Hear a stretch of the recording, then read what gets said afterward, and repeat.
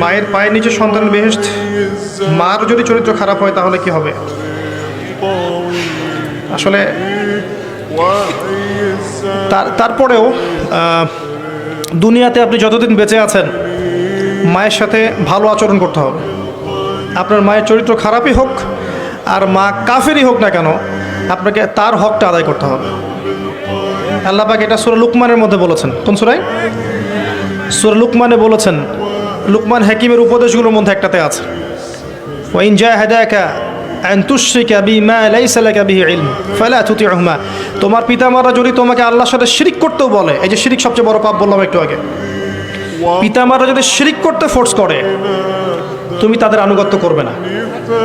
পিতামাতাও যদি তোমাকে আল্লাহর সাথে শিরিক করতে ফোর্স করে তাদের আনুগত্য করবে না। কিন্তু ওয়াসাহিবহুমা ফিদ দুনিয়া মা'রুফা, এই দুনিয়ায় তাদের সাথে উত্তম আচরণ করবে। এই হলো মায়ের হক।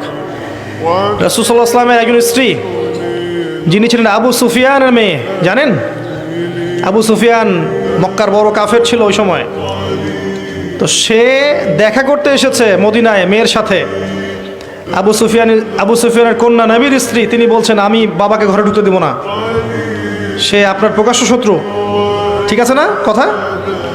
নবীজি বললেন না, তাকে আসতে দাও, তাকে বসতে দাও এবং তার হক তুমি আদায় করো।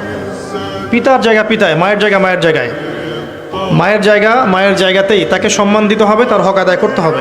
এরপরে তার খারাপ অংশটুকু আপনি তাকে শুধরানোর চেষ্টা করেন, নসিহত করেন, বোঝানোর চেষ্টা করেন, দোয়া করেন, বেশি বেশি দোয়া করেন, রব্বির হামহুমা কেমা রব্বায়ানি সগীরা। ইনশাআল্লাহ আল্লাহ চায় তো আপনার মায়ের মন পরিবর্তন হয়ে যাবে ইনশাআল্লাহ। আল্লাহর হাতে মানুষের কলব, আল্লাহ যাকে ইচ্ছা এই কলব পরিবর্তন করেন। ইয়া মুকাল্লিবাল কুলুব সাব্বিত কুলুবানা আলা দীনিক, আছে না দোয়া?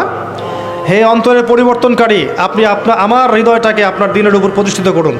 কলবগুলো আল্লাহর হাতে, দুই আঙ্গুলের মধ্যে, যেভাবে ইচ্ছা তিনি ঘোরান। দোয়া করতে থাকেন, ইনশাআল্লাহ আল্লাহ চান তো আপনার মাকে হেদায়েত দিয়ে দিবেন ইনশাআল্লাহ তাআলা।